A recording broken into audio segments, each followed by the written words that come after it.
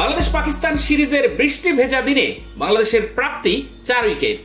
সকালের বৃষ্টিতে মাঠ খেলার অনুপযোগী হয়ে ওঠে, তাতে প্রথম দিনের খেলা নিয়ে শঙ্কা দেখা দেয়। অবশেষে বিলম্বে টস হয়, খেলা শুরুর সময়েও পরিবর্তন আসে। ভেজা উইকেটের বাড়তি সুবিধা দারুণভাবে কাজে লাগিয়েছে বাংলাদেশি পেসাররা। নতুন বলে পাকিস্তানি ব্যাটারদের চেপে ধরেন শরীফুল ইসলাম, হাসান মাহমুদরা। তাদের গতি আর সুইংয়ে তাসের ঘরের মতো ভেঙে যায় পাক টপ অর্ডারের ব্যাটাররা। পরবর্তীতে সেই বিপর্যয় সামাল দিয়ে ঘুরে দাঁড়িয়েছে পাকিস্তান। রাওয়ালপিন্ডি টেস্টের প্রথম দিন শেষে 41 ওভারে পাকিস্তানের সংগ্রহ 4 উইকেট হারিয়ে 158 রান। 57 রান নিয়ে উইকেটে আছেন সাউদ শাকিল এবং অপরাজিত ব্যাটার মোহাম্মদ রিজওয়ানের সংগ্রহ 24 রান। নতুন বলে দারুণ সুইং পেয়েছেন শরীফুল ইসলাম। হাসান মাহমুদও লাইন লেন্থ বজায় রেখে পাকিস্তানি ব্যাটারদের শুরুতেই চেপে ধরেন। নিয়ন্ত্রিত বোলিংয়ে প্রথম ব্রেক থ্রু পেতে খুব একটা অপেক্ষা করতে হয়নি বাংলাদেশকে। ইনিংসের চতুর্থ ওভারের তৃতীয় বলটি অফ স্টাম্পের বাইরে করেছিলেন হাসান মাহমুদ। স্লটে পেয়ে জায়গায় দাঁড়িয়ে ব্যাট চালান আব্দুল্লাহ শফিক। ঠিকমতো টাইমিং না হওয়ায় বল চলে যায় গ্যালারিতে।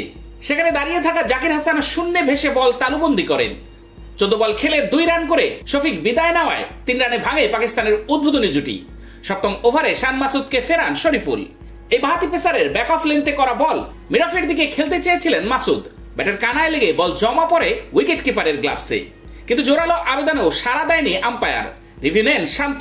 তাতে দেখা যায় ব্যাটের কানা ছুঁয়ে গ্লাভসে জমা পড়েছে বল, ফলে সিদ্ধান্ত বদলাতে বাধ্য হন আম্পায়ার।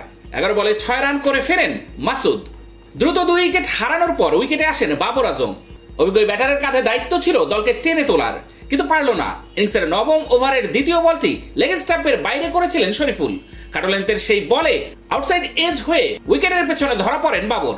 ডাক খেয়ে ফিরেছেন সাবেক এই অধিনায়ক। 16 রানে 3 উইকেট হারিয়ে বেশ বিপাকে পড়েছিল পাকিস্তান। সেখান থেকে দলকে টেনে তোলেন সাউদ শাকিল ও সাইম আইয়ুব। 2 তরুণ ব্যাটার চতুর্থ উইকেট জুটিতে দলকে ম্যাচে ফেরান। সাইম তুলে নেন ব্যক্তিগত 50, তবে মাইলফলক ছুঁয়ে আর বেশি দূর এগোতে পারেননি।